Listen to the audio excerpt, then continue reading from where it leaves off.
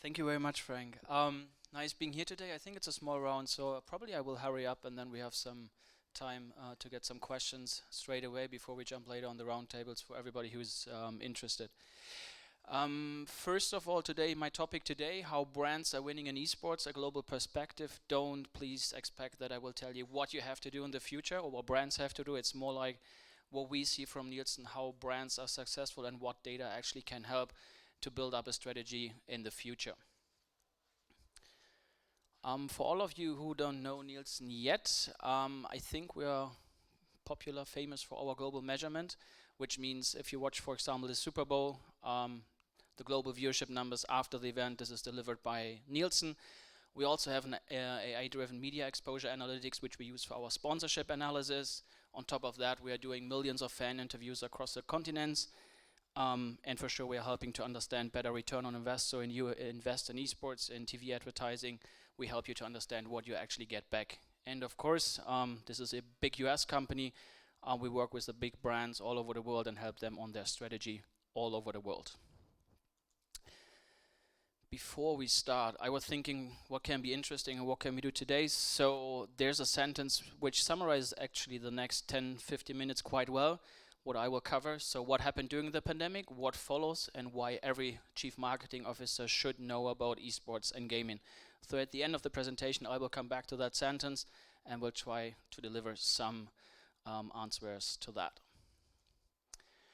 First one, the pandemic reboots global ad spend. So what actually happened? We have seen before the pandemic that advertising spends all over the world were increasing 3 to 5% year over year since decades.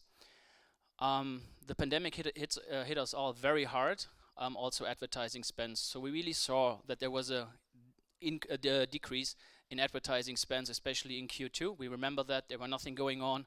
I think the only chance where we enjoyed was Netflix.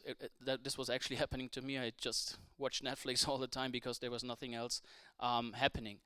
I think we're getting slightly back to normal, where we see that brands and investors get back to it, where they spend a lot of advertise money, but we are still not there yet.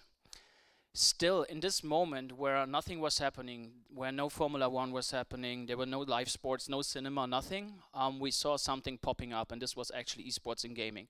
I just remember when LeBron James, for example, was playing NBA 2K against his teammates, or the German Bundesliga created events where they actually created chances for brands brands to invest money and less money.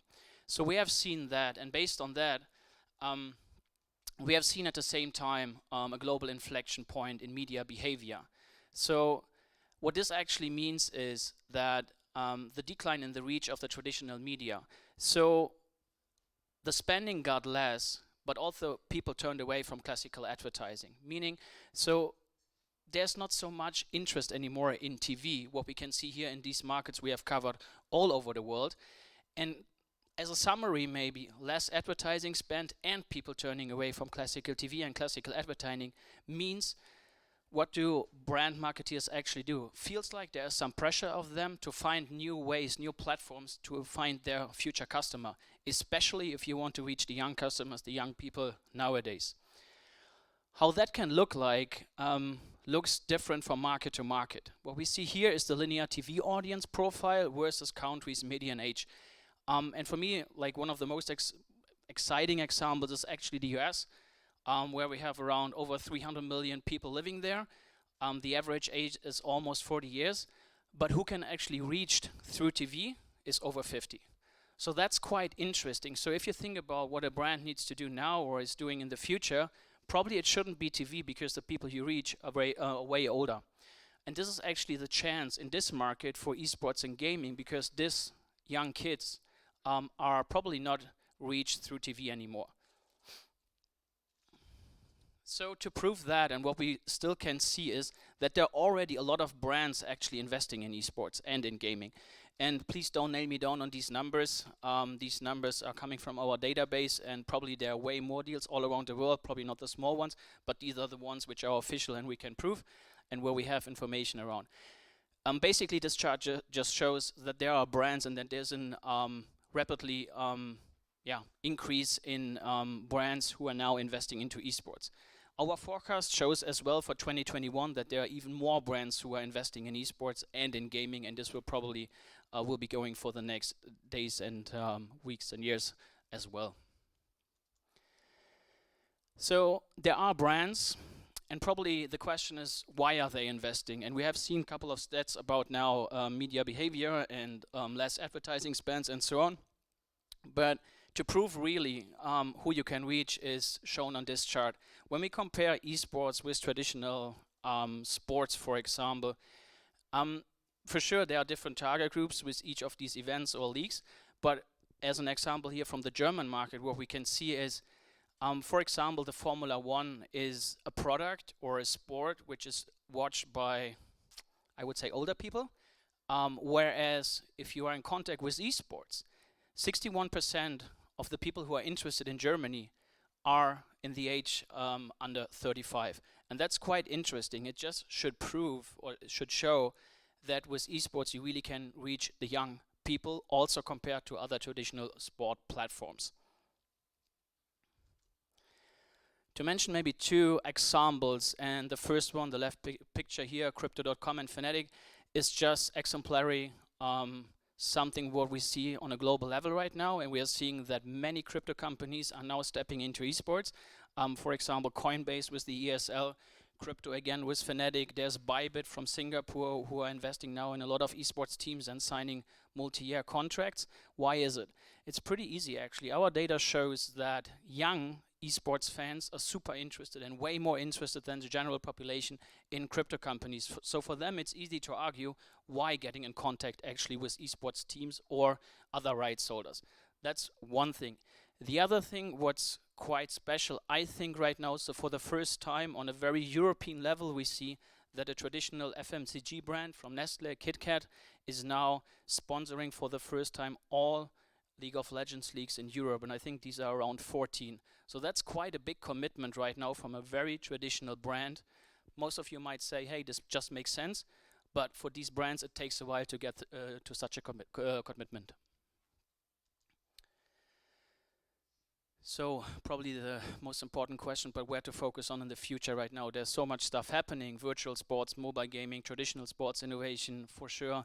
Everybody needs to focus on ROI, or is it just influencers? I don't have an answer to that now, but I just want to share a couple of examples and some data around all these things. So when we look, for example, why esports, gaming and all this stuff is quite relevant, or why is it growing actually? I mentioned during the pandemic, esports gaming was popping up out of nothing. Here are some numbers, and this is quite interesting because we have seen during the pandemic in 2020 that a special format of esports, sim racing, was growing. It was growing crazy. Just an example, Lando Norris, he was not able to drive his Formula One car in reality, so he decided to jump on a simulator, and he was driving from home while streaming himself. And this was actually one reason why sim racing, for example, in 2020 got such a boost. And we see almost here increased numbers of over 1,000% compared to the year before, when we just look at streaming content regarding sim racing and racing sports. Another interesting fact, mobile gaming, and probably I could talk about hours about mobile gaming, but here are just some numbers that you get an idea what is really happening in these markets. So here we checked the absolute number of people playing games on their smartphone at least once a week. And for me, it's really important to define who's a mobile gamer. In this case, a mobile gamer is a person who plays on his smartphone at least once a week. So bringing these numbers here up, and I just want to go straight away to Saudi Arabia, 80 million people describe themselves as a person who plays at least once a week. Meaning 85% of the population in Saudi Arabia are mobile gamers. So if you jump into Saudi Arabia, probably there's no way around. You'd probably need to get in contact with mobile gaming. Another example is Brazil. 82 million people are mobile gamers. I think behind you need to understand what kind of games are played in these markets to understand where you can get in touch with most of these people who are playing mobile games. And here's some numbers. How long do they play? Because once a week doesn't mean this is a lot. Here are some numbers. We asked also how often they played, and we see in the UK 12.5 hours on average. This means there are people who play less, but there are also a lot of people who play more. So this is already a medium where people spend a lot of time with. In the future, this will increase because we all know that the kids who are growing up now, getting adults, getting access to an iPad, to an iPhone, and so on, they will spend more time with it. So this will be a very, very relevant medium. Also, unfortunately, I don't have some data here ready yet from Asia. These numbers are even higher. So to summarize that, and coming back to my first slide where I talked about why a CMO should consider or should think about esports and gaming, here are a couple of answers. Every CMO should know about esports and gaming because first, I mentioned on the first slides, TV is still reaching a mass audience while the younger audience uses other platforms. They are somewhere else. They use mobile, they use YouTube, they use Twitch, and so on. Second one, the pandemic boosts esports and gaming, not in a way that it will drop. It's now there and stays. We see actually right now viewership numbers from the big events, ESL, DreamHack, Riot just finished their Worlds and so on, and these numbers are big and actually higher than the years before. Also, number of brands investing in esports is increasing. So we see that more and more brands are actually investing in esports, and that proves that this is a real relevant field for all brands who are actually thinking about it. The fourth one, a high proportion of the population is already a gamer or interested in esports. So make sure, or brands have to make sure they understand their audience, and they have to make sure where these people are. Is it mobile? Is it mobile esports? Is it gaming? Wherever. And the last one, that's pretty much a conclusion out of the fourth one. Every game has different esports structures and audiences. So there are games like, for example, Candy Crush, where esports is actually not existing. But we also see, for example, a game from Tencent, PUBG Mobile, where they create massive esports structures in Asia. And this will be probably something for the future, what will also happen in Europe and also in the States from a very mobile gaming perspective. And that's pretty much it from my side. So I think I'm on time.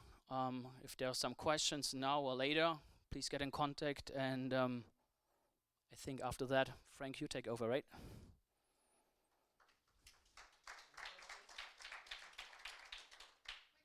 Yep.